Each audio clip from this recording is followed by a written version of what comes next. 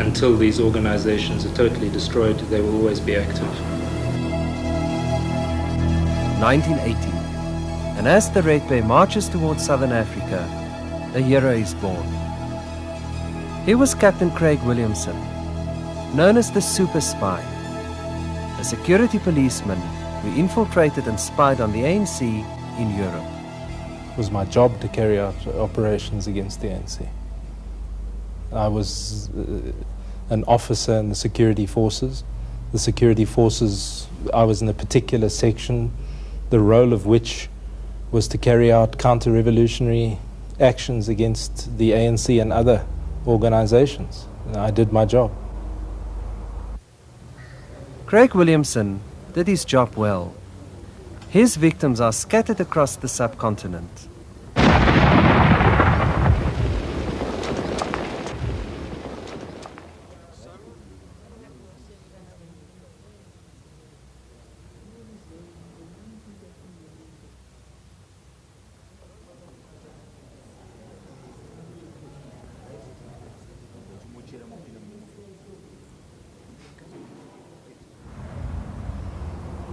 It's a soldier's job to kill when he's threatened and when the system that he's defending is threatened. That is the response. If the enemy is trying to kill you or trying to kill people that you are defending, your job is to kill him. After so many years at the forefront of Southern Africa's secret and dirty wars, Williamson is now preparing his submission to the Truth Commission. He wants to tell everything. We interviewed him a while ago in the presence of his lawyer. Williamson wouldn't answer any questions about operations he conducted.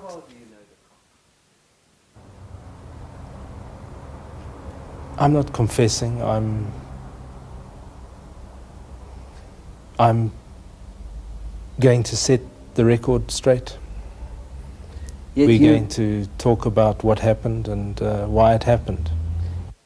Well, everybody's got a simple choice to make. You either go or you don't. If you feel that you committed certain acts which make you vulnerable to prosecution,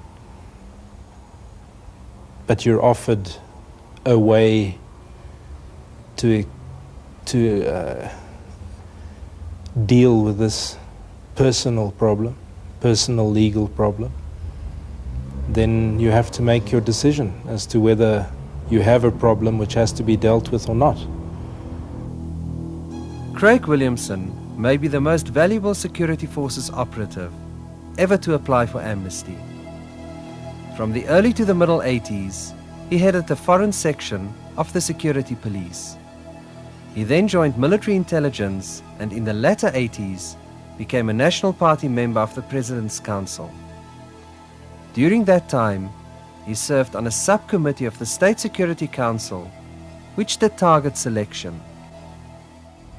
If we're talking now about target selection, we're talking about operations, military operations like the operations in Maseru, Maputo, Gaborone. These were full-scale military operations approved by the State Security Council, approved by the President, approved on top level, carried out totally overtly. What about individual targets? No, individual targets were... You're talking about specific individuals. That could also be. Williamson's amnesty application will be opposed by this man, Marius Skoon. In 1984, Williamson sent a parcel bomb to his home in Lubangu in Angola. Marius wasn't home and his wife Jenny opened the parcel. She and their 8-year-old daughter Katrine were blown to pieces. Their 2-year-old son Fritz was in the room but survived the blast. Fritzy sat on my lap, holding on to me like a little monkey, and he didn't say a word. He didn't say a word. And then he said to me, "I thought the enemy had killed you as well." And then, just as we were getting into Lubango, the airport's quite a way out of Lubango, he said something else to me. He said, the enemy didn't kill Jenny, they just broke her in pieces. And those were the only two sentences he said for about a day and a half. I thought the child was never going to speak again. Then I was taken into the flat. One wall was blood, floor to ceiling, there were pieces of flesh on the floor.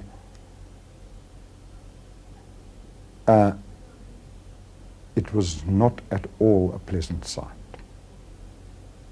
Who knew about the operations you conducted?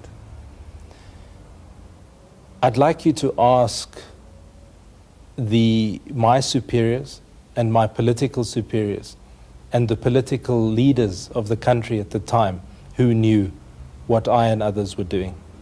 Did they know? Of course they knew. Have you ever met Williamson? Yes, he stayed in our house when we were teaching in Molopololi in Botswana. He stayed there for either 2 or 3 nights. He's got a very good mind. He's quite convivial company, but I was never able to find out what was going on either in his head or in his heart. When you carry out operations and you are congratulated, decorated, honored, and given all the accolades of a successful officer in the struggle against communism and insurgency and counter-revolution,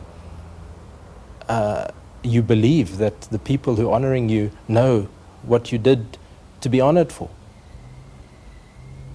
The way I would like to see Williamson best is through the sights of Nike. I will also see him in the courtroom when we bring the civil action. I will decide whether when we oppose the amnesty hearing, whether I will be present when he gives evidence. I think part of healing ourselves will be to admit what we did to each other. And that's not only what we did to the ANC, it's what the ANC did to other people. But coming to terms with things doesn't mean that you forget them, and it doesn't mean that one says to somebody appearing in front of the commission, so you've said you did it, that's grand, let's shake hands, go and have a drink together. I won't behave like that.